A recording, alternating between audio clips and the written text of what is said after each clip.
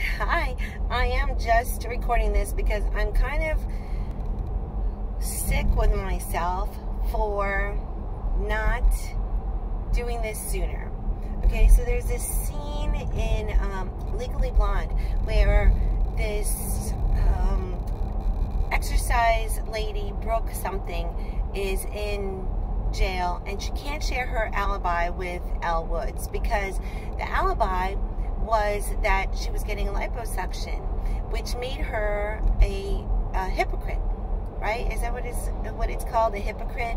If you like preach on exercising and then you go get liposuction, right?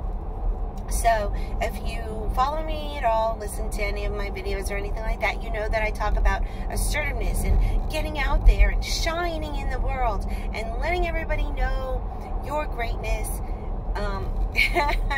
And I'm like in like liposuction mode here because I am so excited about doing this TEDx talk. So excited, but part of me feels like my head is blowing up so much that I'm just like blowing everybody else out of the pool. You know, I'm throwing everybody else out of the pool, and I don't like it. And I talk about this. I talk about the fact that you're not. You know, you're making everybody else feel amazing. You're bringing, you know, wonderfulness to the world and to other people's lives when you share your great things. So maybe that's why this message is so big to me, because I'm constantly struggling with it. I'm still in like a recovering low self-esteem person.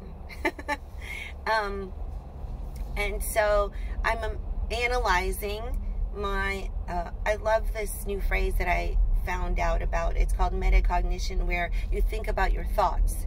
So now I'm thinking to myself, oh my goodness, you just thought that you shouldn't say something, but you know that you should. And so I'm analyzing all of that. So I've recently come across this lady on Instagram and Clubhouse, and she has 2 TED Talks coming up and within a 5-day span, and she just finished one a few months ago, which is now live. So she's all in the throes of wonderful TEDxness and greatness right now, and I'm loving her videos because she's actually talking about the journey. And I realized I was so hungry for hearing people talk about, you know, what makeup you'll wear and what clothes you'll wear. And she talked about something about teeth whitening. I've never done teeth whitening. I know that's like, some people are big about it, and I don't know, just always thought, you know, I have what I have, and people can judge all they want, but I don't want to be that high maintenance in the world. So I don't know, is there something temporary? Maybe I should just change my toothpaste or something. Don't look now. No, go ahead, whatever. This is me. Anyway, all right. So I do want to share how this all happened. And some people have asked me, and I've loved sharing it. And it's definitely not a typical story, because I listen to all these videos of these people where they're like, you can do a TEDx story, a TEDx talk, and then they talk to you about how to go out there and complete all the little applications, and how to complete the write, and how to appeal to the TEDx speakers and all that. But I truly believe that, you know, like, God nominated me. And this is why I'm saying this. Back in January, I have it on my computer. It's called, it was January 17th. I did this vision journal. There was this girl, I think her name was something like Kalia, and she had been in some Asian women's conference that I was in, and anyway, I started following her. She's just so beautiful, and I love how she talks, and I just started following her. And then I got this email pop-up that says, do you want to do vision journaling with me? And I was like, oh, that's cool. Something about starting the year right or something.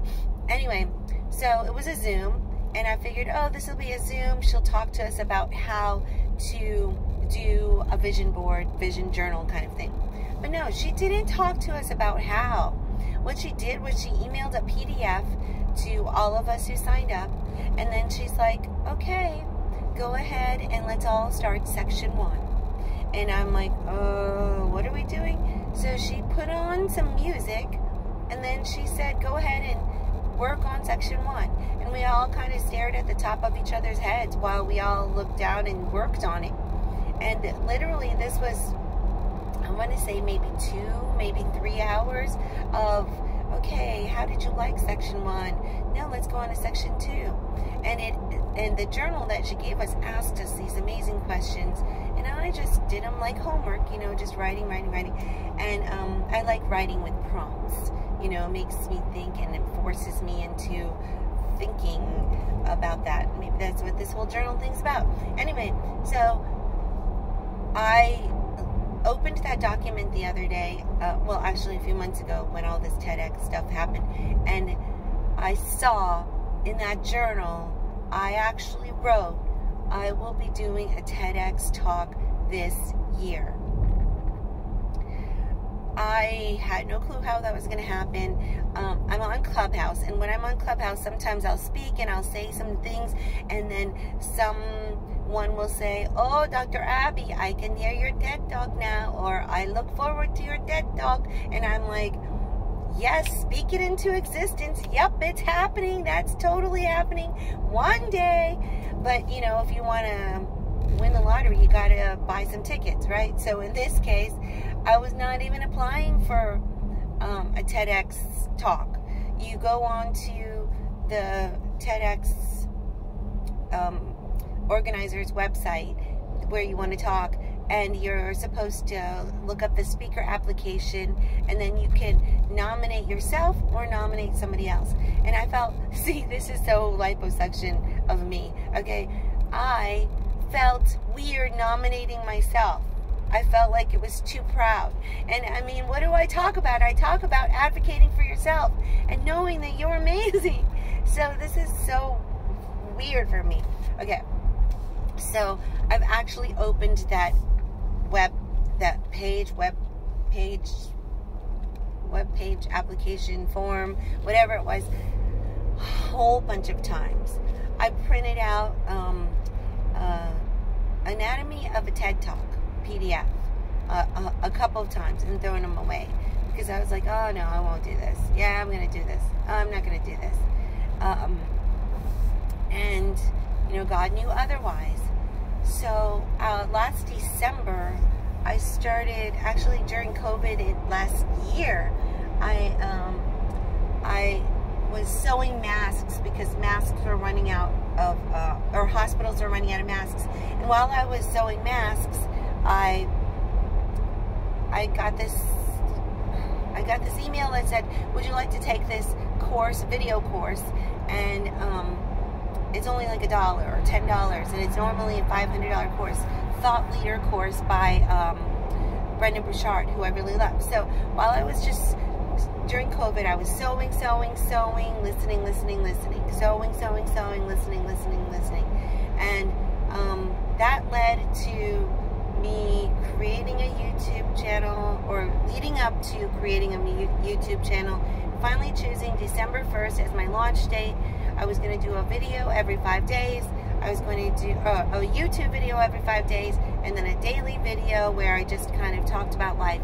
And I did, from December to May, and it was amazing. And then in May, I decided to rethink my topic, and then I switched to Filipino values, which is more my niche, because that's what I did my dissertation on. That's my crowd. That's my Instagram following, mostly Filipinos, and that is what I live, is bridging the gap between Filipino culture and being assertive here in the United States to get ahead. So anyway, my point is, I created an online presence. It was on LinkedIn, Instagram, Facebook, and YouTube, and TikTok, and Spotify. But, so people were, people that I had met were liking my videos here and there, and some people were like, oh, I didn't know she did that. And then, in July, our university was having our program advisory committee meeting. I invited a whole bunch of people that I had met through networking, and one of the people who happened to be on there was the TEDx organizer for the West Shore area here in Tampa. And normally I don't speak on that meeting. When I was the dean, I ran the whole entire meeting. But as a student services director, I kind of just like MC the hi everybody, welcome, and Dean Carlson's now going to talk. But halfway through, I got like moved and inspired to speak, and I said something like, before we go on to the next section, advisory board members, I'd really love for you to know how great our school is, and the fact that it's not just like any other university. We love and care for our students and inspire them. We know, especially during this COVID, I went to this whole entire like emotional moment about our university because I wanted them to not just hear all the technical stuff. Anyway, I don't know if that's what moved her, but it's definitely the most I've spoken on an advisory committee meeting.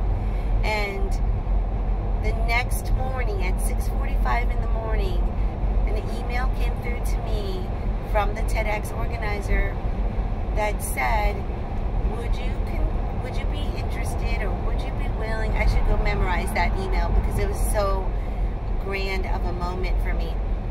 She said, would you be interested in speaking for TEDx West Shore? I believe that you have a unique voice and a unique message. And I was like, what? And that was without an application, without a nomination, without anything. God nominated me. That's my story. That is totally my story. And I didn't realize how big it was until I said it to somebody, and they were like, what? And I was like, I know, what? And then I started telling other people. But in it, I came across, some people are like, wow, that's so amazing. And then some people are like, oh, because maybe they were jealous, maybe they were insecure about it, like, why her and not me? Maybe they didn't know what TEDx was, and I expected them to be like, yay, and they were like, ah.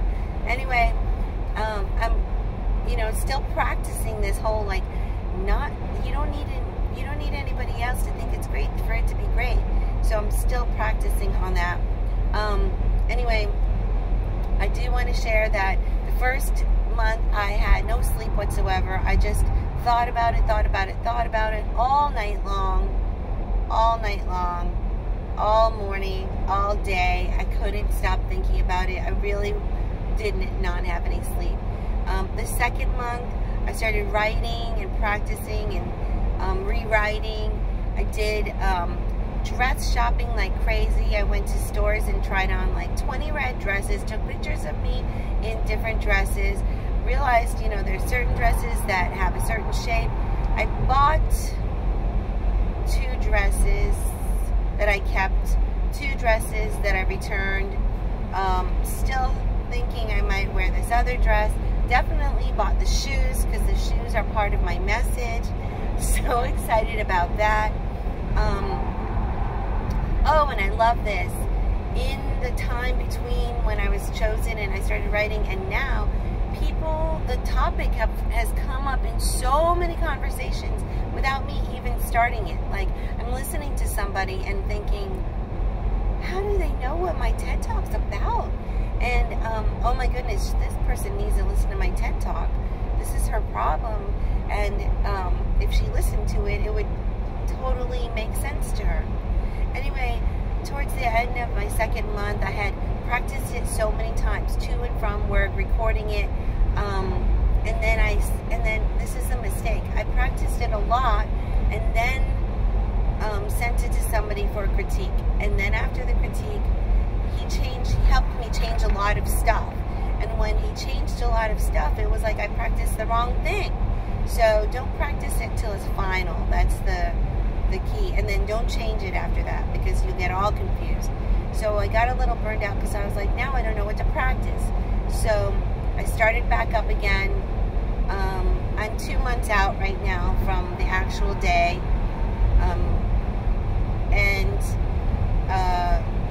I just this weekend finalized it.